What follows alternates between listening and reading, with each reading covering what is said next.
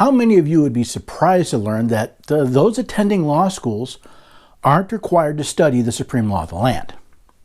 Now, every attorney I've asked has told me they did not study the Constitution in law school. They studied constitutional law. So I want to take some time to discuss not only what the differences are, but why it's important. So we'll do that here next on the Constitution Study. There's one thing you have to know wherever you make your stand. Came from a long through line of everyday Americans. Well, hello there, everyday Americans. Paul Engel here with the Constitution Study, where we read and study the Constitution, and we teach the rising generation to be free. I'm glad you could join me today. As always, head over to that website, constitutionstudy.com. See where I'm speaking, see what's going on with the book, follow my articles. You sign up for the mailing list. Not only do you get a free ebook, but you can follow everything that I'm doing on the Constitution Study. You want to get web articles delivered to your inbox? Do you want to get these videos, a link to them, delivered to your inbox when they're released or within a day of them being released?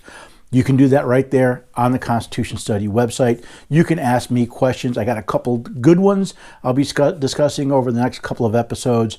You can give me ideas. You can give me suggestions. You can even find out where I will be speaking and invite me to come speak to your group. I love doing that. I'll be going to see Young Americans for Liberty at Vanderbilt University in a week from when I'm recording this. So it probably would have already happened by the time this is published. But I love doing it. I love talking to people about the Constitution. And today, we're going to talk about constitutional law and case law. So let's get into that. So what is constitutional law? And really, why is it important that lawyers study it rather than the Constitution, or at least prospective lawyers? Well, Merriam-Webster defines constitutional law as a body of statutory and case law that is based on, concerns, or interprets the Constitution. Okay, therefore, constitutional law is statutory and case law about a constitution. Now, statutory law in the United States consists of the laws that Congress has passed. I don't really have a problem with that, as long as the statutory law is written within the powers granted by the Constitution to Congress. My concern is with what is called case law, since it is, by definition, not law at all. What is case law? Back to Merriam-Webster. Law established by judicial decision in cases. This means that case law is actually the opinions of judges. Don't forget, every federal judicial decision starts out with the words, "in the opinion of the court." Now, have you noticed what the problem is yet? Hopefully you've been watching long enough and you recognize this is a violation of Article 1, Section 1. All legislative powers herein granted shall be vested in a Congress of the United States. The problem with this view of judicial opinion actually stems from the first legally binding words in the Constitution. All legislative power is granted to Congress. Not most legislative power, not power except where the courts say otherwise, not the courts at all.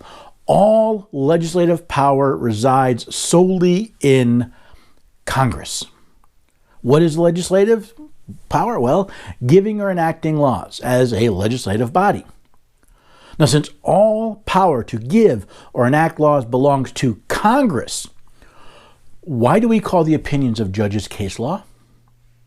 Why do we act like the courts have legislative power when we did not grant it to them? Regardless of the intent, the reason we do this is because we've let the courts and Congress get away with subverting the Constitution. Now, those of us who follow federal court cases have probably heard of the case Marbury versus Madison. And we've been told that this is where we get the concept of judicial review, the ability of the court to say what is and is not constitutional. Well, here's a problem. See, I've actually read the opinion in that case. And yes, Chief Justice Marshall did say, quote, "It is emphatically the province and duty of the judicial department to say what the law is." So if the court has the province and duty to say what the law is, I can see why case law would seem to be so important. It's the court saying what the law is. But like so many things in life, context matters. And in the case of judicial review, if we look at the rest of the quote in context, guess what we find? It is emphatically the province and duty of the judicial department to say what the law is. Those who apply the rule to particular cases must, of necessity, expound and interpret that rule. If two laws conflict with each other, courts must decide on the operation of each. So if a law be in opposition to the Constitution, if both the law and the Constitution apply to a particular case, so that the court must either decide that the case conformable to the law, disregarding the Constitution, or conformably to the Constitution, disregarding the law, the court must determine which of these conflicting rules governs the case. This is of the very essence of judicial duty. If then the courts are to regard the Constitution and the Constitution is superior to any ordinary act of the legislature, the Constitution and not such ordinary act must govern the case to which they both apply. There's a couple of very important points to this. One is, notice what Chief Justice Marshall is talking about. Listen, when you have a law, when you have a case, and in that case you've got a law and you've got the Constitution, and they both apply, but they're in conflict. What is a judge to do? The simple answer is they must uphold the Constitution rather than the statutory law, the creation of the people over our agents. That's what he's saying. But notice something very important that is often missed. Govern the case. See, a judge does not have the authority to overturn law. See, notice that the Chief Marshal said, he did not say the courts get to dictate what the law is. He did not say they get to, in effect, create law. He said it is their duty to interpret all applicable laws in a case. And if there is a conflict with the Constitution, they must apply the Constitution to that case. So what many today call case law is really the opinions of specific courts looking at specific cases with specific facts and specific decisions. Most importantly, those decisions apply only to that specific case. What case law is not is law itself. Only Congress has the power to enact laws, and they do so through the legislative process. And you're going to see over the next few episodes more examples of how this misunderstanding of case law and the superseding of case law to the Constitution and even statutory law is creating a lot of problems in our judicial system. So if you were to walk into a large law firm or a county law library, do you know what you'd find? Stack upon stack of law books. The Library of Congress has a law library boasting 2.9 million volumes. That's right, million. That's 2.9 million books covering over 230 years, mostly filled with the opinions of individuals and small groups. It is unfortunate that these opinions are not only treated as law, but are frequently given precedence over actual laws enacted by the people, meaning the Constitution, and those who represent the people of the United States, being the statutes.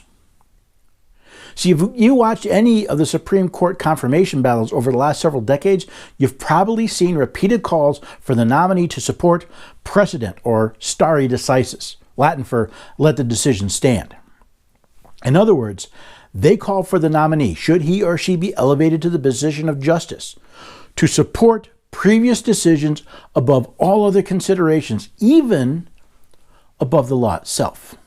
Now, I don't know everything that's included in the oath of office for a federal judge, but I do know that it must include language to support the Constitution of the United States. Article 6, Clause 3 states, the senators and representatives before mentioned, and the members of the several state legislatures, and all executive and judicial offices both of the United States and of the several states, shall be bound by oath or affirmation to support this Constitution. That means, even though the federal judges are required to be bound by oath or affirmation to support the Constitution, A constitution which is the supreme law of the land. We see them looking to the opinions of their fellow judges frequently above the Constitution they swore or affirmed to support. Article 6, Clause 2 reads, "This Constitution and the laws of the United States which shall be made in pursuance thereof, and all treaties made or which shall be made under the authority of the United States shall be the supreme law of the land." So what can we do? Well, before you start pointing your finger at those judges and justices, let me remind you of a few salient points. First, each and every one of them, judges and justices, was confirmed by a Senate made up of people chosen by you and me, acting as our agents in the name of the state. Second, the House of Representatives is made up of people chosen by you and me as well, acting as our agents and in our name. Now, the difference is that the House of Representatives has the sole power to impeach those judges and justices for bad behavior. Article 3, Section 1 states, "The judges of both the Supreme and inferior courts shall hold their offices during good behavior." No, judges do not have lifetime appointments. They serve during the duration of their good behavior. See, if anyone is to blame for the supremacy of case law, for unconstitutional judicial decisions, and the slavish devotion to stare decisis by judges and attorney alike, it's us. The question now is, what will we do about it? See, I recently interviewed a candidate for Congress I was asked to support. Now, while many of their ideas were very good, they did not provide any plans to actually move toward or return to a constitutional republic and the rule of law. This is not surprising, since we have been taught for decades a falsehood about how our government is designed to work. It is time for us to start finding candidates that will put their oath of office above not only party, but above their desire to hold office too. Until then, we will continue to be ruled by an unelected oligarchy in black robes. So did that scare you a little bit? How many of you realize that lawyers in law school aren't taught the Constitution, the supreme law of the land?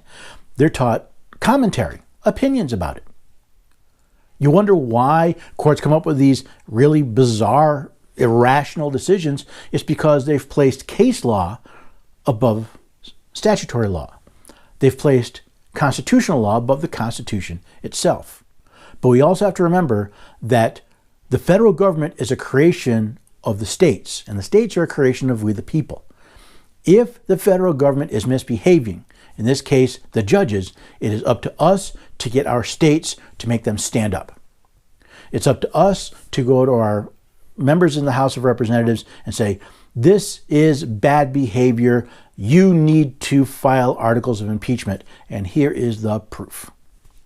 Now, do I really think that suddenly members of the House of Representatives will start filing articles of impeachment, that they'll even consider filing articles of impeachment? Today? Absolutely not. However, if a few of them start getting fired in the next election, if they start getting removed for somebody else, and we tell them, well, let's face it, you wouldn't uphold your oath of office to be a rein on the judiciary. Why should I expect you to do anything else? Why should I vote for you if you're going to violate your oath of office? Maybe some of them will start getting the idea, maybe we should actually do our job. But ultimately, it is up to we the people. It's why the Constitution study is here, so that you and I and everybody else can read and study the Constitution, can understand what the rules are, what our role is, and how we can exercise the power that we actually have in this form of government. Not the power we've been told we have, the power that we actually have. So look at these cases. Think about this the next time someone talks about case law or constitutional law, or you see some judge come up with some wackadoodle opinion. Remember, they do it because we don't hold them accountable. Maybe it's time we actually start doing it. So head over to the website, constitutionstudy.com, ask questions, find examples, send me reasons, areas where you've seen this has been done and what we can do about it. I am seeing some states starting to show just a little bit of backbone. How can we help them do more? How can we help them really stand up to an out-of-control federal government? How can we help our representatives do what is right, and how can we remove them if they refuse to? In any case, I hope you found this educational. I hope you will share it with friends and family. In fact, I'm going to ask you to do that. Share this video. If you're listening to the audio, share that. Share it with friends and family. Share it with your friends on Facebook. Share it on YouTube. Share it on Twitter. Let people know what is actually going on. Ask people if they realize that lawyers aren't required to study the Constitution. If we share this message, if we get getting more and more people to start asking that question and finding out what the truth is, then we can make things better for our children and our grandchildren. And most of all, I hope you'll swing by and we can talk again the next time on the Constitution Study. Every day, we're everyday Americans. Hold our own and call it home. Put it all on a little piece of land. Pay the bills, stay out of jail. Love the neighbors